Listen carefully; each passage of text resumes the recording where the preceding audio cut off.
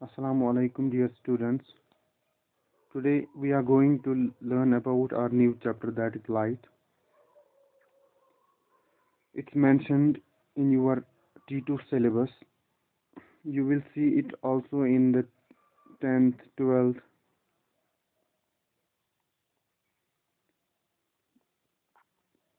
But here we will learn about the syllabus which is asked in your 8th class.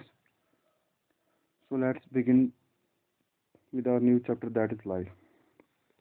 In this chapter we will discuss about what the light is, how we can see or perceive objects around us, what are the laws of reflection, what are the characteristics of the plane mirror, what are real images and what are virtual images.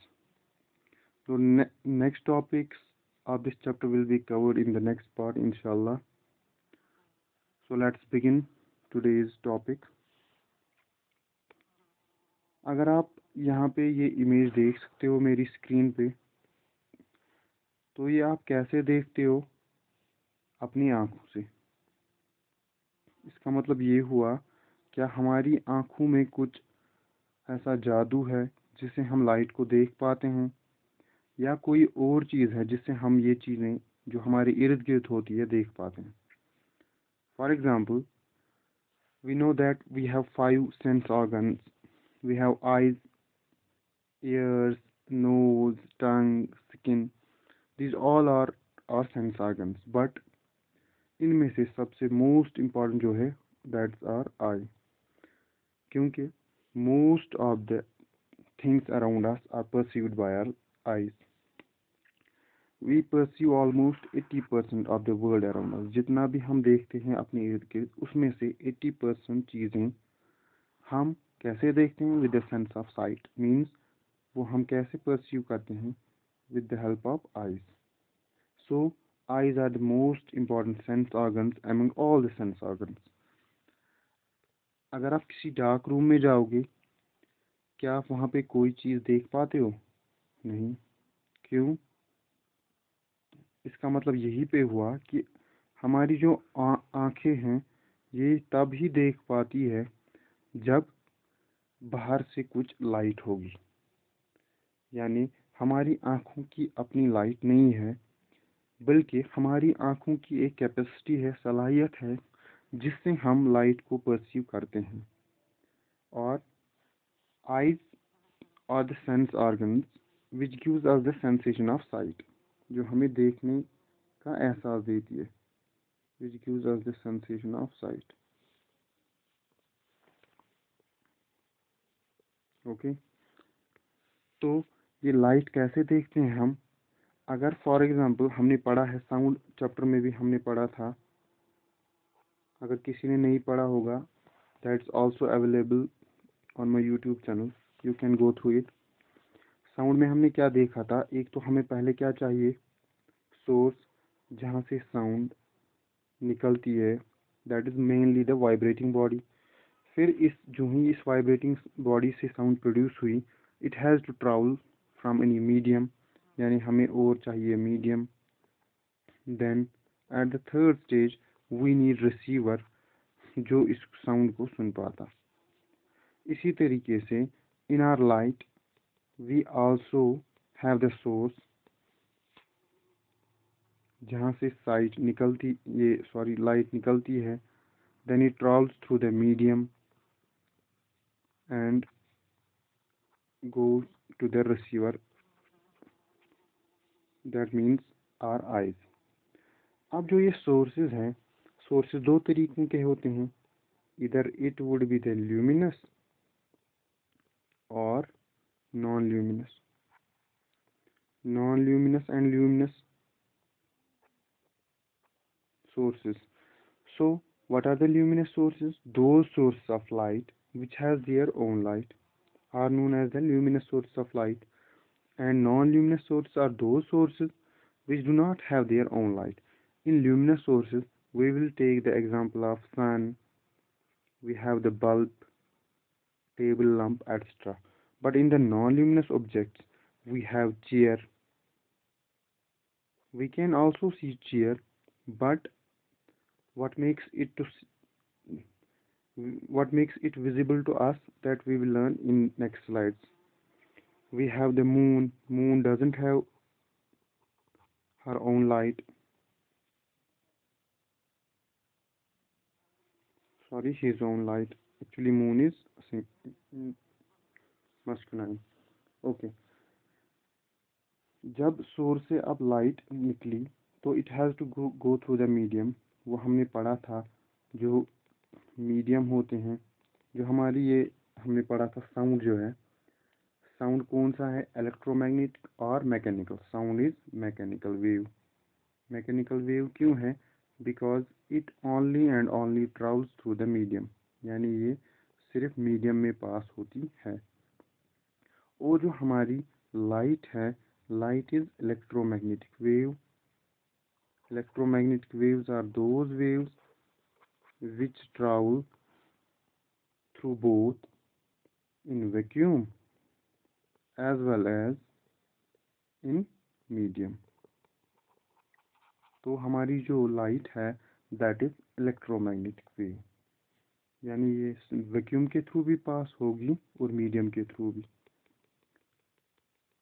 अब ये चीज़ें हमें कैसी दिखती हैं, जो ही इस ल्यूमिनस सोर्स से लाइट निकली हमारी आंखों तक गई, और जब हम आगे आगे देखेंगे स्ट्रक्चर ऑफ आई में, तो इमेज रेटिना पे बनती है, तो फिर ऑप्टिक नर्व के थ्रू हमारे ब्रेन तक जाती हैं इम्पल्सेस, तो हम परसीव करते हैं लाइट को.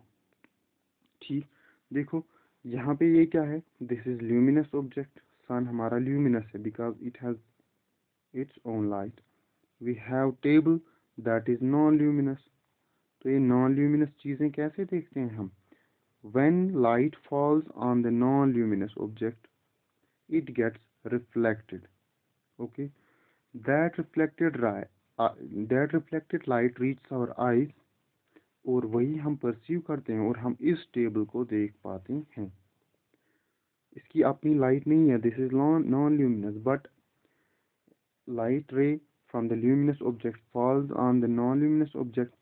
From there it gets reflected to our eyes and we can see that object. इसीलिए अगर हम दिन में सारी चीज़ें देख पाते हैं, क्यों, क्योंकि सन एक ल्यूमिनस ऑब्जेक्ट है, उससे रेज आती है, वो चीज़ों पे पड़ती है. फॉर एग्जांपल यहाँ पे एक पहाड़ है, इस पे जो ही लाइट पड़ी, मेरी आँख यहाँ पे है, तो वो रिफ्लेक्ट होके मेरी आँखों तक आ जाती है और I can perceive that mountain. रात को हम सिर्फ मून देख पाते हैं, क्यों, क्योंकि सन यहाँ पे होगा. फॉर एग्जांपल सन की लाइट मून पे पड़ती है, वहाँ से रिफ्लेक्ट होके मेरी आँखों तक लाइट आती है, तब ही मैं मून या स्टार्स को देख पाता हूँ.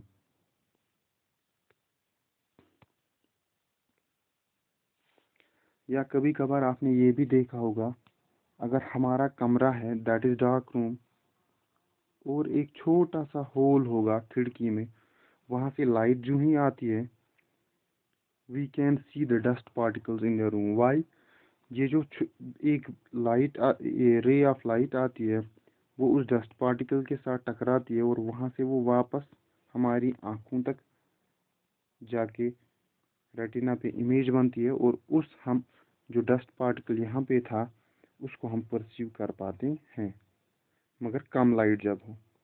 ठीक,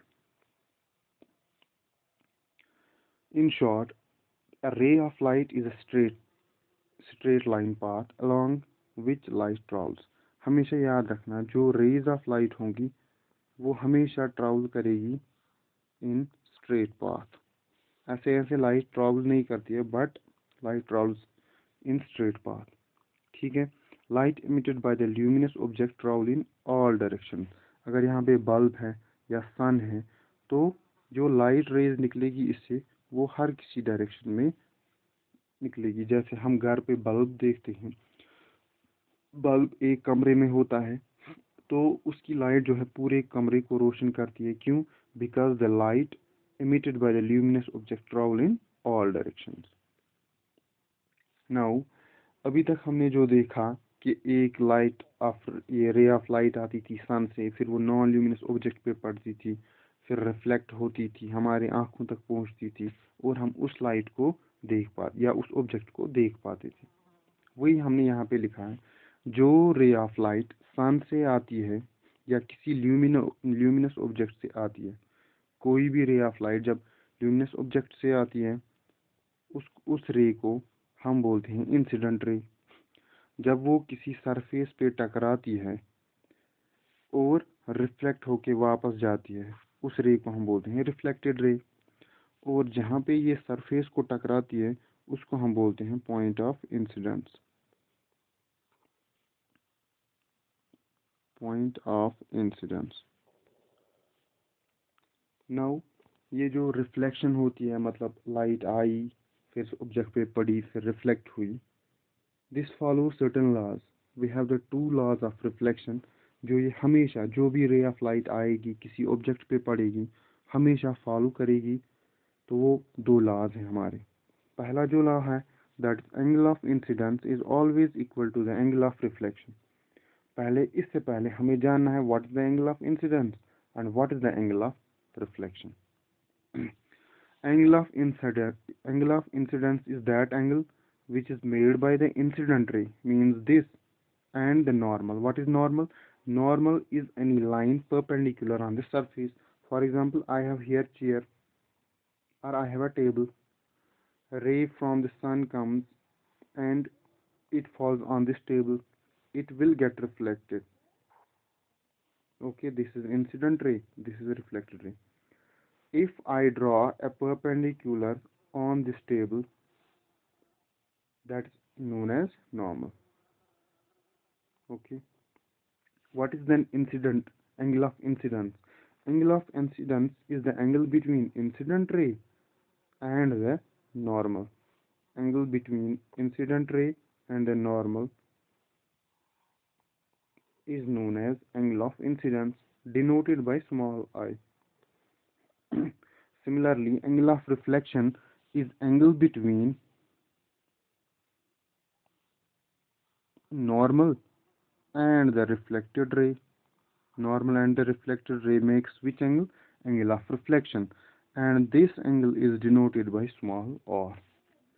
Hope it's clear to you what is angle of incidence and what is angle of reflection. The first law says that angle of incidence is always equal to the angle of reflection.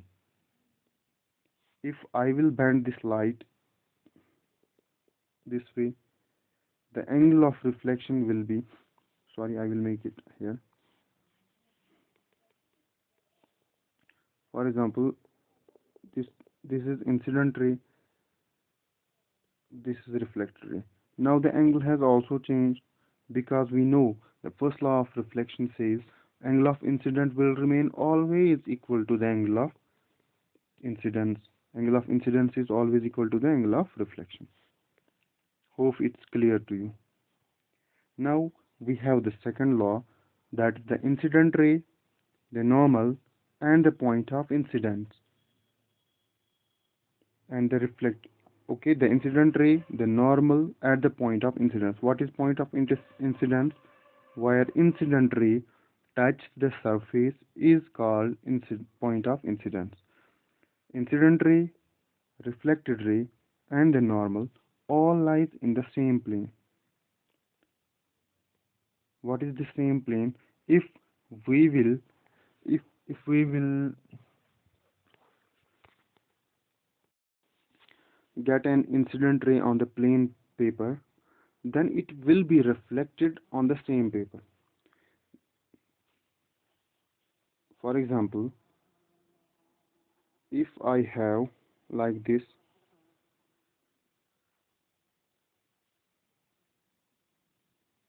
here I have two planes, this plane and this plane. Okay, if incident ray falls on this plane, it will be reflected in the same plane. If the reflected ray falls on this plane, it will be reflected back on the same plane. That means the incident ray, the reflected ray, and the normal at the point of incidence lies in the same plane. For example, if this is incident ray, it will go outside somewhere, if the reflected ray goes outside somewhere. In another plane, we have the x plane, y plane, and z plane in 3D coordinate system.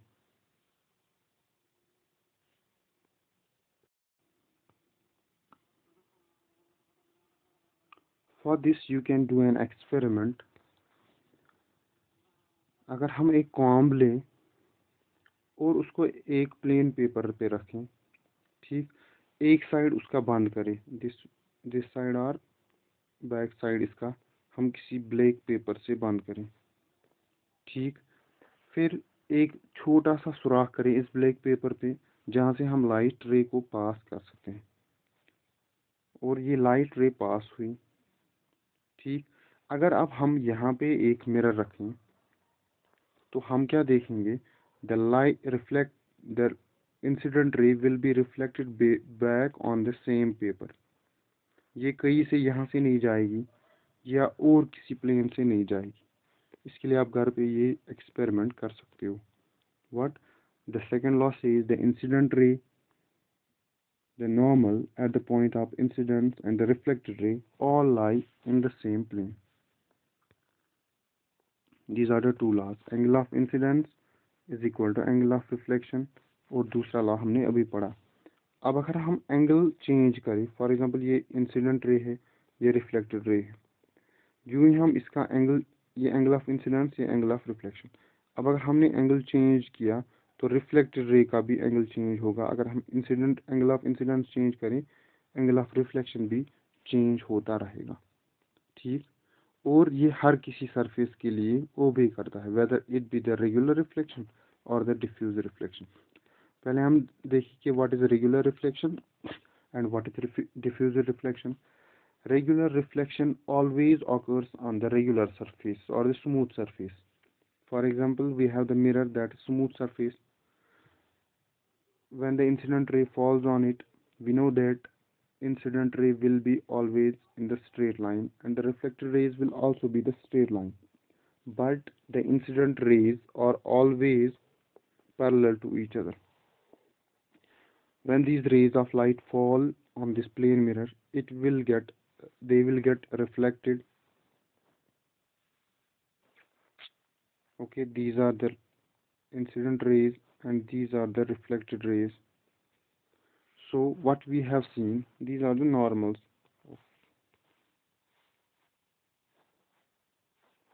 Okay, what we have seen, the incident rays are parallel to each other and the reflected rays are also parallel to each other. Such reflection is known as the regular reflection. और जो ये regular reflection होती है, ये हमेशा होती है smooth surface पे। Then we have the another type of reflection, that is the diffuse reflection or irregular reflection. What we see in the irregular reflection,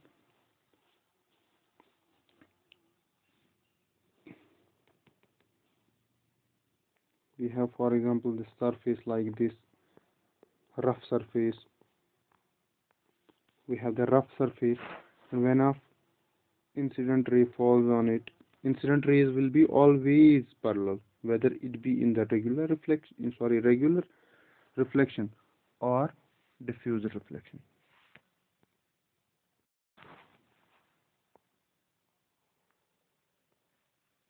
These are the incident rays and it will get reflected, but this time the reflected rays would not be parallel to each other. Some rays may be parallel, but some rays will not be parallel to each other. Such reflection is known as the diffuse reflection or irregular reflection. Hope you got this very clearly. Regular reflection and diffuse reflection. Okay, now we will move to the plane mirror. We have we have seen the mirrors at our homes. Those mirrors are the plane mirrors. हम उन plane mirrors में अगर हम देखते हैं तो हम अपनी ही इमेज को देखते हैं। क्यों? क्योंकि जो ही फॉर एग्जांपल यहाँ पे सन है, सन से रे ऑफ लाइट आई, वो किस पे पड़ी, इस बॉय पे which standing in front of the mirror. इससे रिफ्लेक्ट होके वो किस पे पड़ेगी, इस शीशे पे। उस शीशे से वापस रिफ्लेक्ट होके वो बॉय के आंखों तक जाएगी और हम अपनी ही इमेज वापस देखते हैं। Means a ray of light can be reflected multiple times. Ray of light multiple times reflect हो सकती है। That's known as the multiple reflection. For example sun से लाइट आई, वो इस बॉय पे पड़ी, फिर वो रिफ्लेक्ट होके इस शीशे पे पड़ी, शीशे से रिफ्लेक्ट होके हमारे आंखों तक पहुंची। मतलब एक ही ray of light multiple times reflect होके हमारे आंखों तक जा सकती है। अब अगर हम देखेंगे कि जो ये मिरर है, हम कुछ चीज़ें पढ़ेंगे, अब वो नेक्स्ट इंशाल्लाह नेक्स्ट पार्ट में पढ़ेंगे कि जो मल्टीपल रिफ्लेक्शन पे कुछ डिवाइसेस है। We have the kaleidoscope, periscope. We will see them in the next lecture inshallah. Here we will see about the mirror characteristics of mirror, virtual images and real images and reflection we have learned.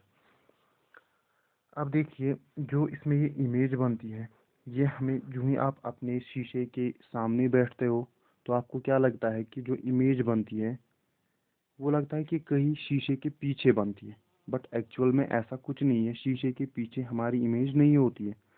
Why it seems to appear from back side of the mirror or behind the mirror, we will see it in the next slide.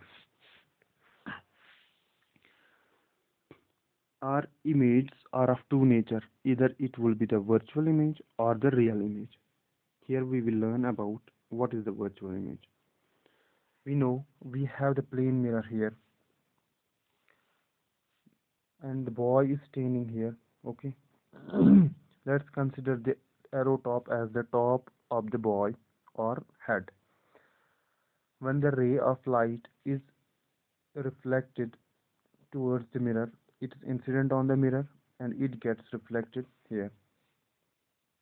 Same second ray of light falls on the mirror and this time this is perpendicular to mirror. It will get reflected back in the same direction. Okay. But image is formed when two reflected rays meet each other. We know that. But in this case, reflected ray goes from here and the reflected rays goes from here.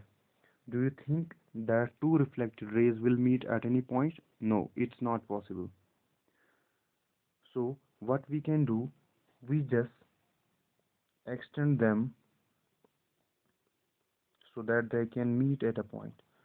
Here is the point where the two reflected rays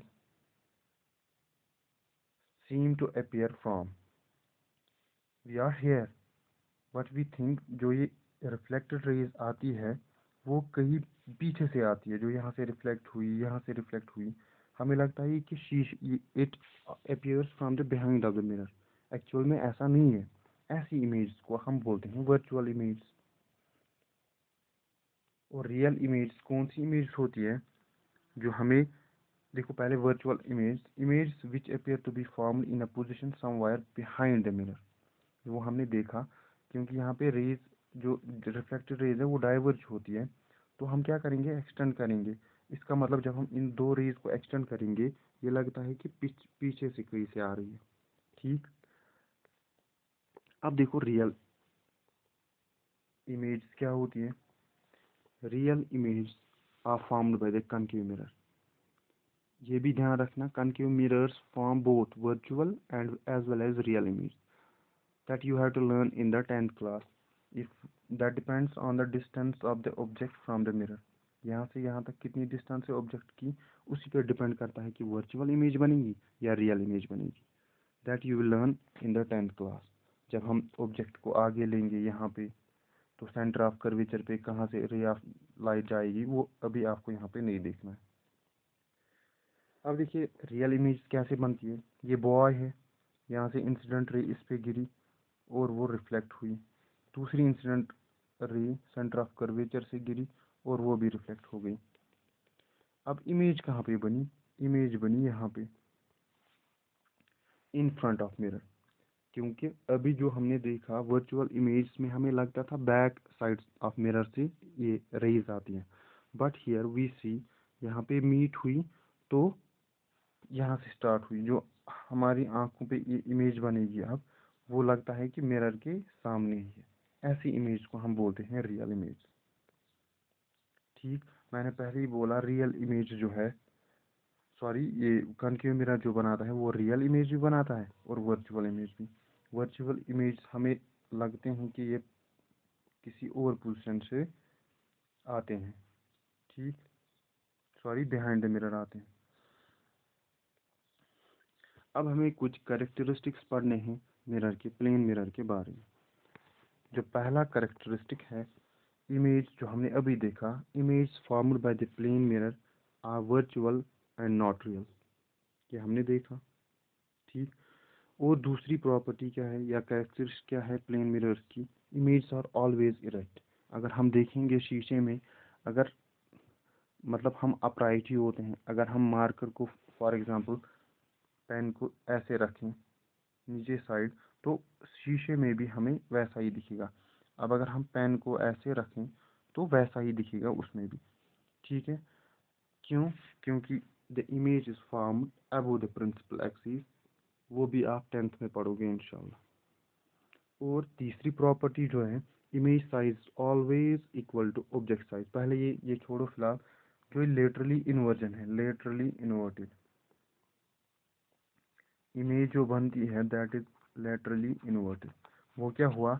अगर आप right हाथ दिखाते हो किसको, mirror को, तो वहां से आपका लेफ्ट हैंड दिखता है, that's known as the lateral inversion. Right आपका लेफ्ट दिखता है मिरर में और लेफ्ट आपका राइट दिखता है, that's known as the lateral inversion. तीन प्रॉपर्टीज या कैरेक्टरिस्टिक्स हमने पढ़ी प्लेन मिरर की। पहली property, the image formed in the mirror are always virtual and not erect. दूसरी प्रॉपर्टी हमने पढ़ी, the image formed are always erect upright. तीसरी प्रॉपर्टी पढ़ी या कैरेक्टरिस्टिक पढ़ी, they are laterally inverted, image formed in the plane mirror are laterally inverted. और जो fourth property है, image size is always equal to the object size. Object size और image size कैसे देख सकते हो आप? फॉर एग्जांपल यहाँ पे चेस्ट है, हमने मिरर के सामने रखा, यहाँ से वन, हमने किंग रखा है यहाँ पे पहले वाले इस स्क्वायर पे।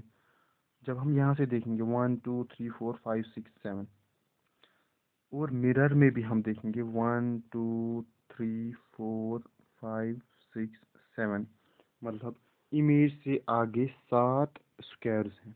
जो ऑब्जेक्ट है उसके आगे भी 7 स्क्वायर्स हैं और इमेज में भी 7 स्क्वायर्स हैं। दिस मीन्स जो डिस्टेंस है, distance from object to mirror is always equal to the distance from image to mirror. और ऑब्जेक्ट साइज भी सेम होता है। अगर आप 3 सेंटीमीटर हो मिरर के सामने, मिरर में भी आप इमेज जो बनेगी वो भी 3 सेंटीमीटर की होगी। Hope you all have understood well. अगर किसी भी बच्चे को कोई भी डाउट है रिगार्डिंग दिस, तो वो प्लीज़ कमेंट सेक्शन में बोल सकता है। I will clear it in the next video इंशाल्लाह। तब तक के लिए अस्सलाम वालेकुम वरहमतुल्लाहि वबरकातुहू।